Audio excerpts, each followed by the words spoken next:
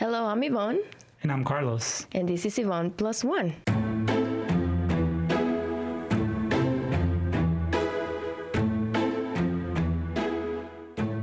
Today we're going to be traveling all the way to Arizona, or third episode. In Arizona, the Grand Canyon State, also known as the Valentine's State. Did you know that? Did I know what? That is also called Valentine's State. Valentine's, as in Valentine's Day? Yeah. No. Because it became a state, a U.S. state, and Valentine's Day is in 1912. Oh, wow. Yeah. So Valentine's predates Arizona. I guess it does. Oh, interesting. It's like a little plague and everything. Anyhow, in this episode, I will let you know what hotels you can stay if you want to have a spooky encounters. We're going to explore the Arizona's big food.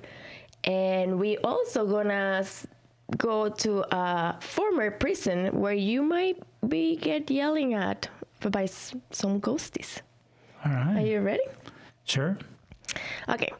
So, a couple of cute things about Arizona. Arizona has the first McDonald's drive-thru was done in Arizona, Wow. Sierra Vista in 1975. And Arizona has the fourth tallest fountain in the world, and it can reach a height of 560 feet, and it was built in 1979. A fountain? A fountain, 560 feet. That's very tall. And did you know that there's a London Bridge in Arizona? No. So it was originally built in London, and it was used until they needed to make a bigger one. So they basically disassembled it and shipped it by here and put it back together, and it's still there today. Interesting. I don't remember. I know we've been to Arizona once, but not to any of this. not that city. No. Not where it's at. No. Is it like a remote location? It is in Havasu City, Lake Havasu. Like Havasu. Huh. We were close, but we never actually went there. Okay, interesting. Yeah. And the biggest meteor crater is in Arizona in the world. It is 0.75 miles across and 600 feet deep. 75 miles? 0.75. Oh. Well, so almost a mile. And 600 feet deep. It's the biggest one in the world. Did they estimate how big that meteor was? I don't know. That kind of hole? I know it has a blast radius, so it doesn't have to be that big. But obviously, that's big. Yep. It'll take you a while to like walk or run through it. There you go. I don't know if you can. I imagine you can. Anyhow, let's start with the Grand Canyon. Imagine you are standing in one of the edges of the Grand Canyon, looking down at the mesmerizing rocky hill below, showing all the different shades of red, orange, and yellow. When you look down, everything looks tiny, making you realize just how massive and grand the Grand Canyon truly is. The view is mind-blowing, like nothing else you ever seen. So much history has passed through this place. One being of a mother who had lost her child and husband and now looks for them beyond eternity. The story is that back in the 1920s, a lady moved to the Grand Canyon Lodge with her husband and kid while they were building it. One day, her husband and son thought of going for a hike, but the weather got super bad and things took a turn for the worse. They slipped on the steep Transepts Trail and tragically fell off the cliff and passed away. When they didn't return, she looked all along the trail for her husband and son, but sadly she had to come to the terms with the fact that they were gone. Overwhelmed by her sorrow, she went back to the lodge and, unable to bear the pain any longer, decided to end her own life. People think she's still searching for them at that Transit Trail and might even be hanging around at the lodge where she passed away. They call her the Wailing Woman of the Grand Canyon. So this lodge still exists today, the Grand Canyon Lodge. There's stories of people that claim seeing her face in the flame at a bad fire that happened back in 1932. Also, staff at the lodge say that there is one specific door that, when left open, just slammed shut on its own. The Wailing Woman has been seen hunting the Transept Trail for over 100 years. Both visitors and staff had said they'd seen apparitions of a woman wearing a white dress. Some of them said she had like a blue scarf. They also say they heard her crying and howling out for her family. So, if you are hiking the Transit Trail, be ready for a creepy spirit, howling, and maybe a ghostly apparition. Also, you better close that door. So that is one of the ghosties from the Grand Canyon. So they still, a lot of people, rangers and everything, claim to have seen her and hear her. Ranger is interesting. Yeah, it's interesting. So that would give it more weight, I guess, because It's not any. I guess they can get scared like anybody else. Yeah, I guess. But it's funny that they say that that door is slammed if you leave it open. Yeah, just one door. That's kind of weird. I guess, I mean, there could be a draft in just that one area. It could be. But was it where she stayed? We don't know. That is the hotel that they stay. No, The room, I don't know. room. We don't know. Yeah, we don't know that. And that was in the north rim of the Grand Canyon. And now we're going to go all the way to the south rim. Didn't we get to the South Rim when we went to Arizona? No, we never went. We wanted to go, but we never actually went to it. Yeah. Worst trip ever. Just kidding. It was amazing. We just didn't get to the Grand Canyon. So on the South Rim, there's a hotel called El Tovar Hotel. It's named after Pedro de Tovar, who had led the Coronado expedition in the 1540s. It is over 118 years old. It was built in 1905 at the edge of the Grand Canyon. I mean, you're literally at the edge. The views are amazing. Is that the one where like there's structures and you can hang off the cliff or something like that? You're hanging off a cliff? The hotel, well, the hotel is at the edge. I didn't When they see say it. the edge, doesn't mean it just drops off into a cliff? Yeah, Oh, okay. but the hotel is not like hanging out. It's just like at the end of the Okay. edge. Of course, being so old, these hotels had a lot of history, including people who had died in the hotel, committed suicide, or even been killed in the hotel. People have been saying some ghostly stuff happens here. It is said that around Christmas time, the ghost of Fred Harvey, the former owner of the hotel, so the one who created this hotel, has been seen in the third floor inviting guests to a Christmas party.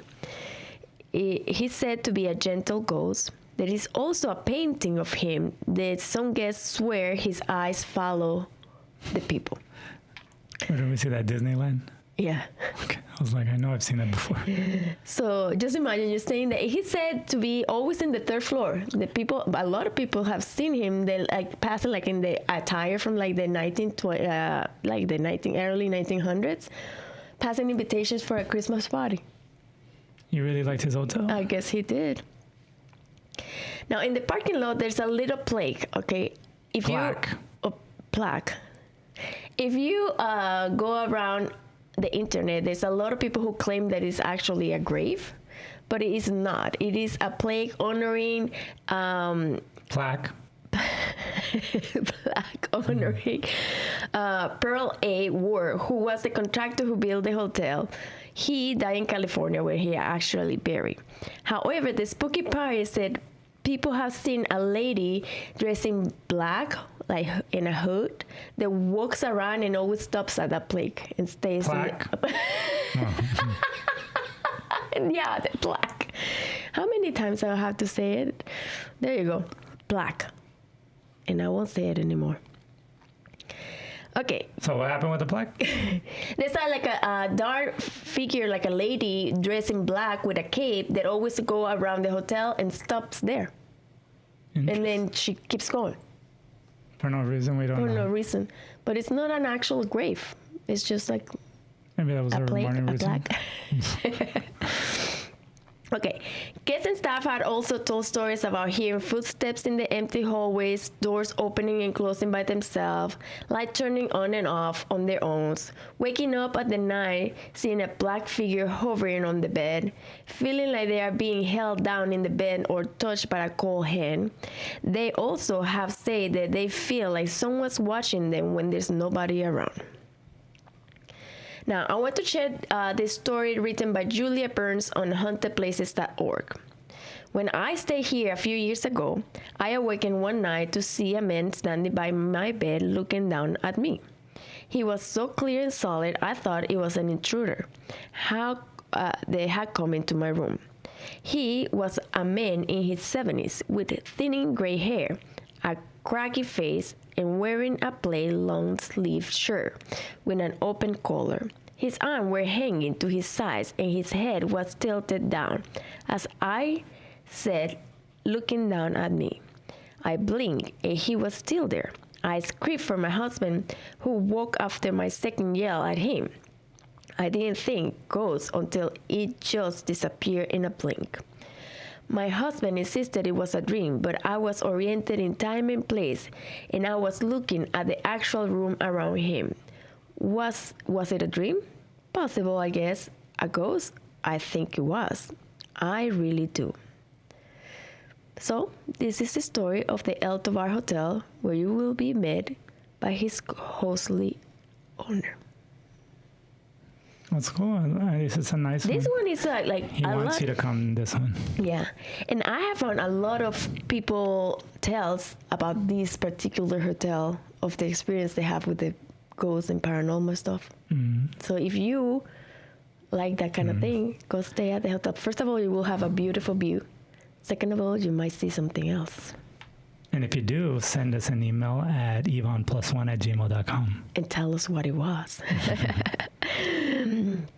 Now, after these ghosty stories of the Grand Canyon, we are going to talk about what is known as Arizona's Bigfoot. It's actually called the Mogollon Monster. Now, it was named after Juan Ignacio Flores Mogollon. Who? That was the name. Mogollon? Like yeah. Mogul? Well, it's not spelled the same, but yeah. So it's a Spanish name, but people doesn't say Mogollon, they say Mogollon. Okay. I have to look it up. I should have looked it up how to say black. But it's say Mogollon. Okay, now, imagine you are at the Mogollon Rim, a massive cliff made of layers rock with colors ranging from brown, red, and gray, and a pop of green from the pine trees. The views are amazing, and there's the fresh pine smell in the air. You can find hidden waterfalls and caves.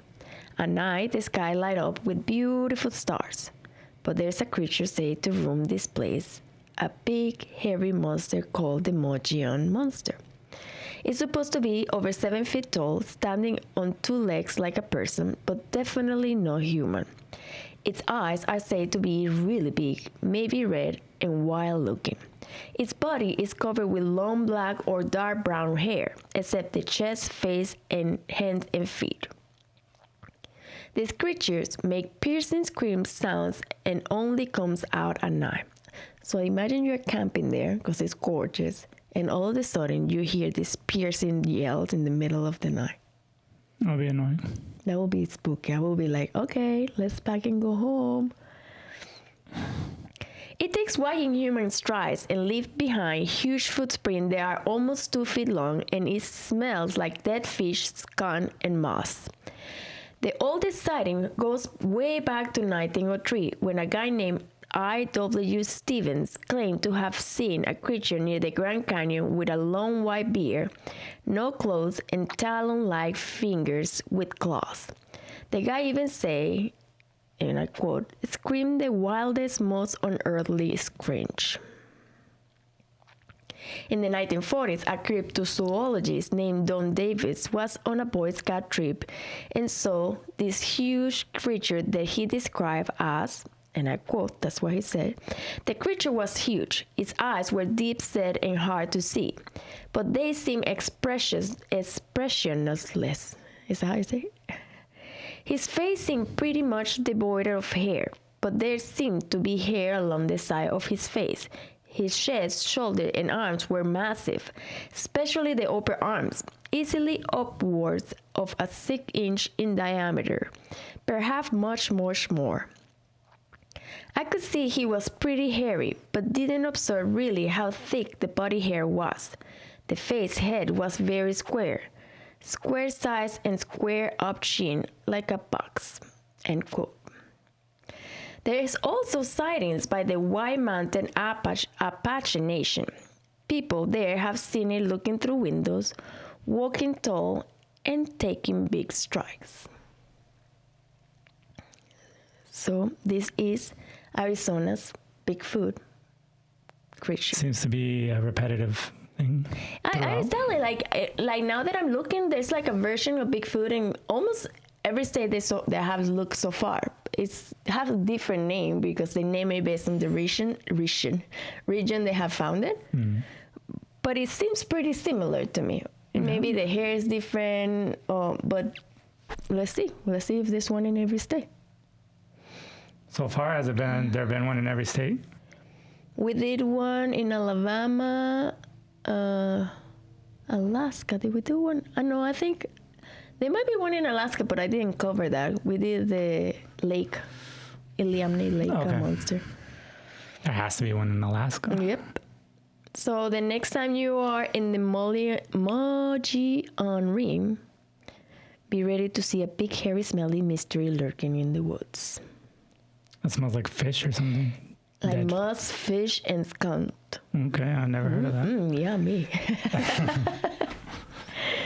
Do you guys like my beautiful, sexy voice with these sniffles?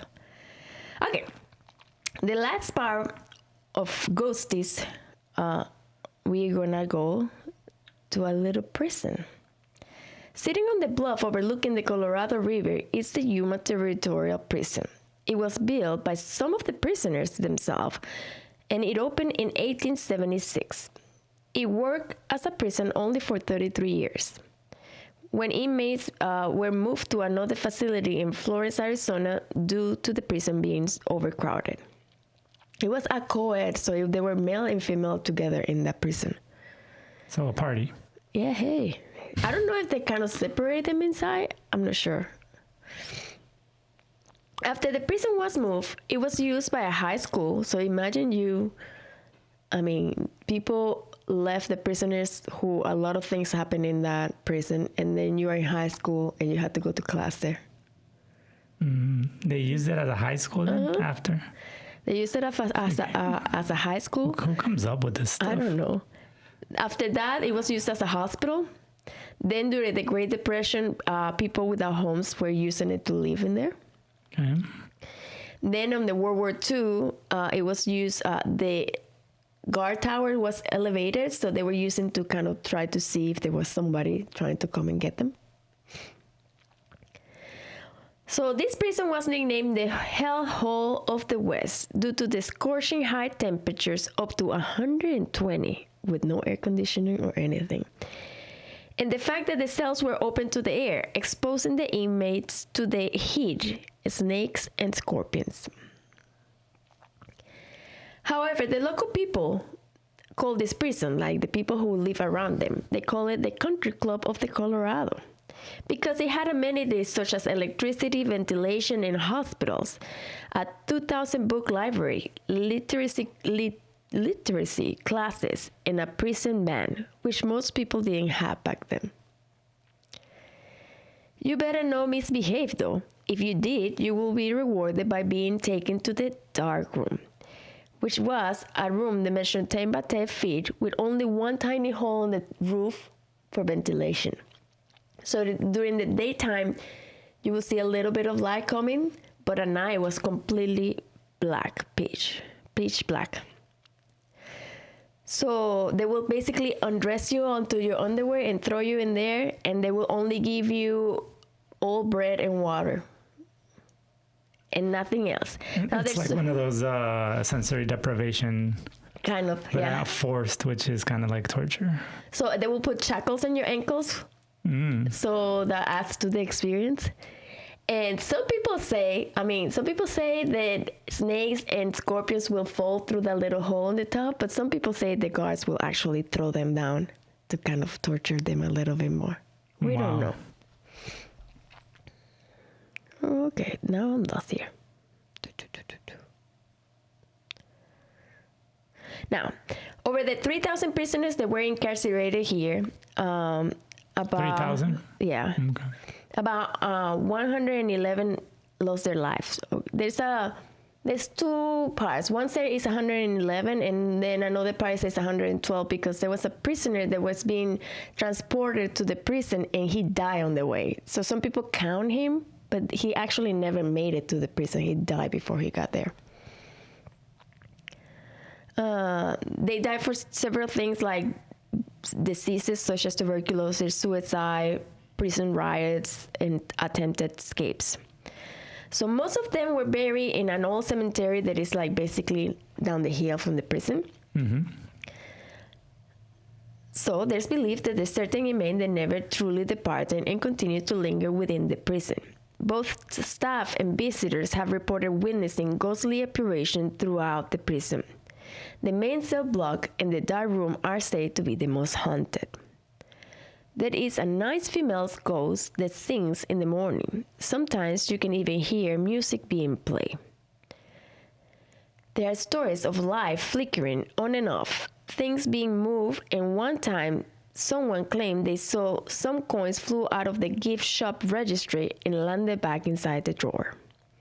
There are more spooky stories, like hearing soft voices or spine-chilling screams. And someone claimed they heard a voice telling them to get out. You imagine you're there and somebody, get out. That would be spooky. I would get out. I will definitely. I will follow the instructions to the letter. People say they feel uneasy inside the prison. Within the dark room, people feel like they are being watched and hear eerie rattling chain sounds. A little girl has been seen. Some claim she drowned in the Colorado River because this prison is also in a bluff, and down is the Colorado River. So it was very hard to escape because you either had to cross the river and probably drown, and back then go through land. It was just desert, so there was nothing. So it was kind of hard to escape from there. Okay. What does this prison function as now? It's a museum. Nowadays, okay. It is said she will poke, prod, and pinch visitors that are wearing red with her cold fingers. So if you're wearing red, you might feel this little girl. They say this little girl was when the Great Depression families were living in there, that she might have drowned in that river, and now she stays in there. And if you're wearing red, she will poke you or touch you with her cold finger. Isn't that? It's messed up. Yep. So today, the Yuma Territorial Prison's State History Park welcomes visitors to explore its ground and perhaps even catch a glimpse of its ghostly inhabitants. So you can visit here. Usually you cannot sleep in here, but some TV shows or YouTubers or stuff like that, they get permission and they can stay the night and kind of record their experiences. There's been a couple. At the hotel? Or the museum, sorry? At the prison, which is a museum now. But normally that's not allowed. Normally no. It's not like a hotel that you can just stay. You have to pay some extra stuff to get in there. Yeah. Okay. So let's go to some spooky tales from people who love to share their stuff. And I love reading them. This is submitted by Shannon. When I was a little girl in the 1990s, my family and I went to Lake Powell for a night on our way to Arizona. We arrived around dusk and set up camp. All I could remember really was that we were by a long wooden boat dock. And on the other side of the lake was a cliff wall. I couldn't sleep that night and was sitting on the dock with my feet in the water. I heard a noise in the cliff wall and looked up to see if I could see the source of the noise. On top of the cliff, I saw a bright white wagon pulled by horses, and it looked like they were running, and the person in control of them was a woman. I thought for sure the woman would stop before going over the edge of the cliff. I watched as the horses, wagon, and woman went over the cliff. I heard a woman screaming. Then, all of a sudden, they all disappeared, and the night was again black and silence. I got off the dock, and when I turned around, my stepsister was standing behind me with a look of terror in her face. I asked her if she had seen the wagon go over the cliff, and she said, "Yeah, what just happened?" At that point, I was accustomed to ghosts and residual hunting, so I told her that was just that what we just saw was a residual hunting from the past. She was so afraid that she ran to the truck and didn't come out until the daylight. Considering I'm an empath and our house is haunted, I wasn't afraid, but I was creeped out. I picked out because we actually visited Powell, and I thought it was gorgeous. But just imagine that. It's on one of those cliffs, basically, where we see the mountain. And Yeah, for those that haven't been to Lake Powell, it's basically like a lake, but just surrounding the whole lake is just massive walls. like it's almost like you're in the middle of a mountain that's been carved out. A lake has been carved out within inside the mountain, and then now you just have these crazy walls all over. Of rocky red, all around beautiful. the whole lake. It's crazy. It's beautiful. Yeah, so they saw something Yep. interesting. And they heard it too, which is like adds to the effect. They had those houseboats. They were probably in something like that because I know you can stay But the she was night. saying she was actually camping like with tents. Oh, it wasn't. Oh, was that And- some part? Okay. But she was like next to the lake, but they were in the boat. Okay. Now this one, the person who wrote this one named themselves Grand Canyon. On June 15, 2019, my family foolishly hiked the Grand Canyon in one day. We got to the top of the Grand Canyon at approximately 11 p.m. and we walked into the El Tovar Hotel where we were staying for the night. As soon as we entered through the front doors, we walked into the lobby where no one was, not even the front desk, which we thought was strange. Suddenly, we heard a little girl say, "Mommy, Daddy." And we looked up to the balcony on the second floor where we saw a young girl in a white nightgown run across. I thought it was odd that a little girl was up so late at night, so I told my family to wait here while I went upstairs to check on the little girl. When I reached the second floor balcony, I did not see the girl, so I figured she went back to her room with her parents. I went back down the stairs and told my family I could not find the little girl. Since we were so exhausted from hiking 15 hours, we just decided to go out to our room and crash. While we were all sleeping, my wife was awakened by a little girl's voice saying, "Mommy, Mommy." She opened her eyes and mistakenly thought it was her daughter since the room was dark. She then proceeded to watch the little girl walk into the bathroom, so she got up to follow her to see if she needed any help. When she got to the bathroom, no one was there. My wife was confused of where our daughter went, so she looked back at the beds and saw her daughter fast asleep. She got scared and jumped back into the bed thinking maybe it was just a dream. But as she was laying there, she heard the little girl's voice again saying, "Daddy, Daddy." She stayed up for a little trying to figure out what was speaking, but after a while of silence, she fell back to sleep. The next morning at breakfast, we spoke to the staff members about our experience, and they say that this hotel is supposedly haunted. Now that one gave me the goosebumps. That was creepy. A little ghost, I said before, they creep me out. Little like kid Little ones, kids, yeah. Because I guess too many movies about like a little kid and then. Yeah, I kind of feel like this. What is it? The Sixth Sense? I forgot the movie. What do you think about that one? Yeah, I don't know how that person went back to sleep. I know, right? That would have been hard. Yeah. Now this one was by you/Locane22. Let me preface this by saying I'm not claiming this was any particular phenomenon. I am telling you what happened exactly how it happened. No exaggeration or lying of any kind onto what happened. 20 years ago, my older brother and I, 19 and 15 at the time, were working a landscaping job in northern Arizona. We had gotten off work at the site around 7 p.m., hopped into the truck and started the 45-minute commute home. On the way back there is a dirt road that leads about 20 miles into the middle of the desert. It's there mainly to take dirt bikes out or go for wheeling, etc. But we will use it as a good spot to stop and smoke weed while avoiding prying eyes. So we drive a few miles in a park and park in between those two hills that hide the truck and us pretty well. We done this about 30 times up to the point, but never again after that night. We stop and I commence the ritual of breaking it up to roll. He was talking about something, but I wasn't really listening until I heard his voice change. "Did you hear that?" he said.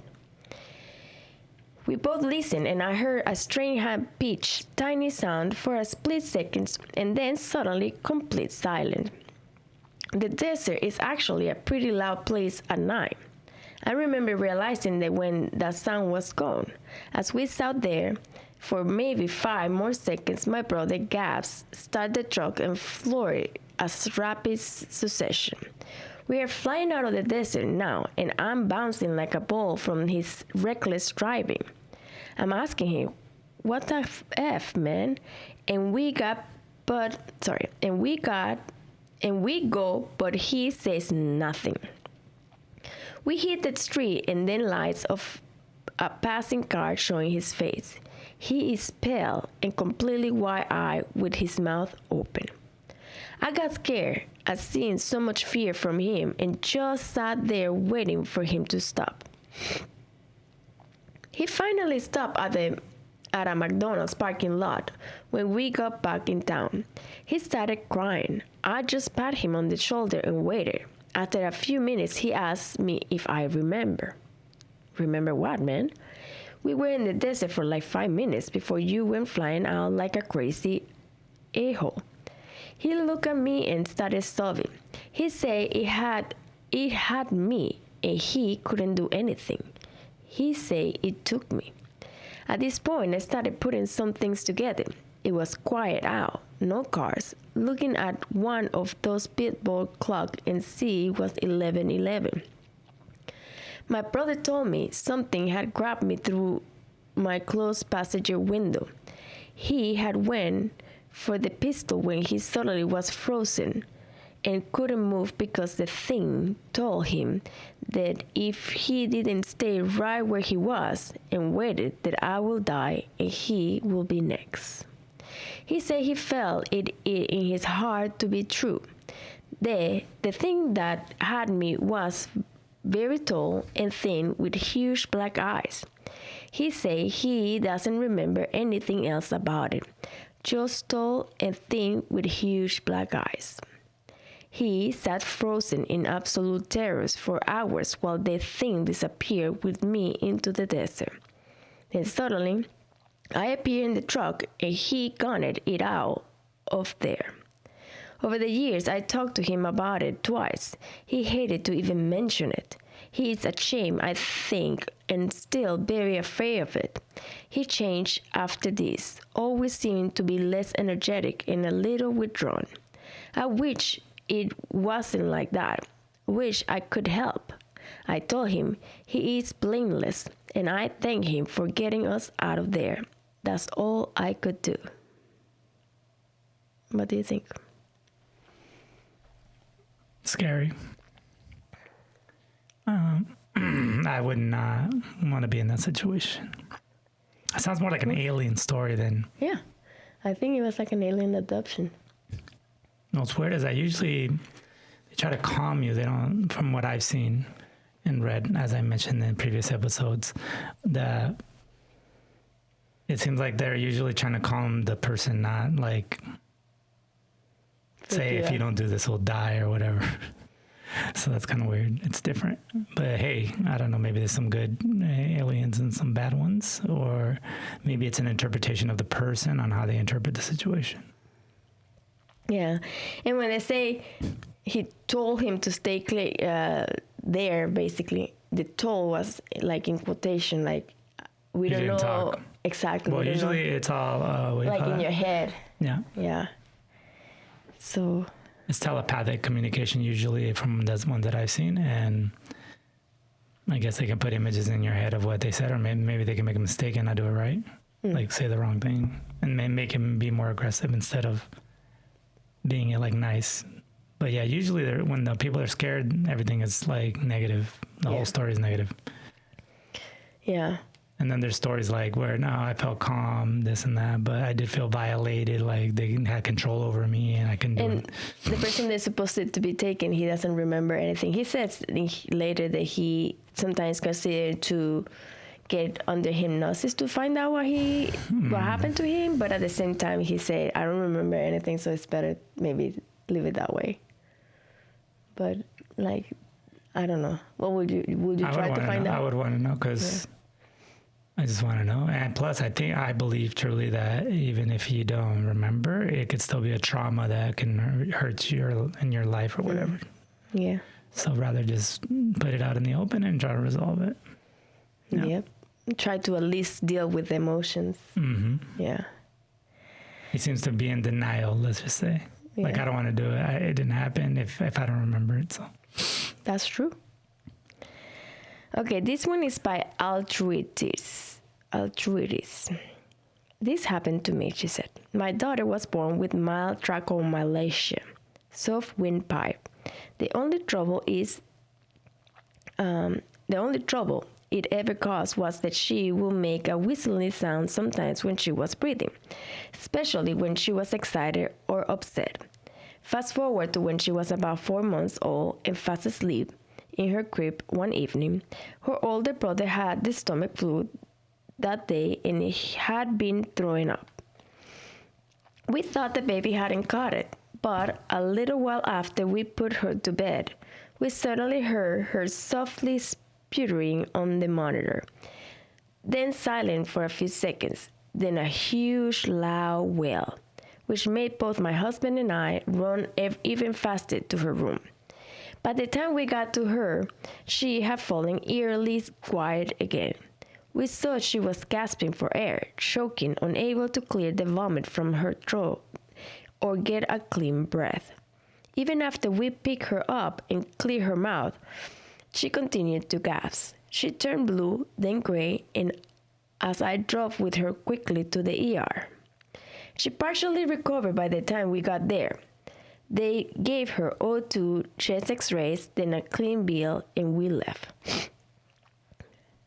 Fast forward about 2 hours later, when I'm back in my bedroom with her sleeping upright in a baby seat next to me on the bed, my husband and I talked briefly about what would have happened had the baby not cried out loud. Would we have reacted so quickly? Will she have recovered? I'm in and out of sleep myself because I kept checking her. One of the times, just before I had fallen awake, I looked out of the hallway and saw my grandfather, who had passed away a few years prior. When he was alive, he was not the most involving granddad. But when he met my husband, my boyfriend at the time, they had an instant connection. When he passed away, his last coherent words were, "I'm not going to make it to Altritis and Mr. Altritis' wedding. Am I?" He loved my husband dearly. Anyway, I see him out of the hall that night. He is just standing there in khakis and polos with his hand in his pocket. In my dream state, I see all my children except the baby, pulling at his arm and playing with him. He has a simple smile on his face. He looked over toward the baby's room and back to me and say, "I'm sorry I made her cry, but I'm glad she's okay." That gave me the goosebumps, like the grandpa was like protecting that baby.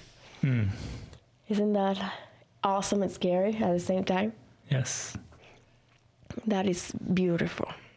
Well, that's it for today, guys. Thank you for joining us. If you have any of your own spooky stories, share them with us. Send it to us to Ivonneplusone@gmail.com. Also, if you love drawing or sketching or painting and you have any interpretation of how the Mogollon Monster looks like or how the ghost in the Grand Canyon looks like, send it to us at Ivonneplusone@gmail.com. Eventually, we'll be featuring those, hopefully, once we figure out how to do that in a good way. But yeah, we'll be accumulating those and then we'll feature those in the future. Thank you for joining. Bye. Bye.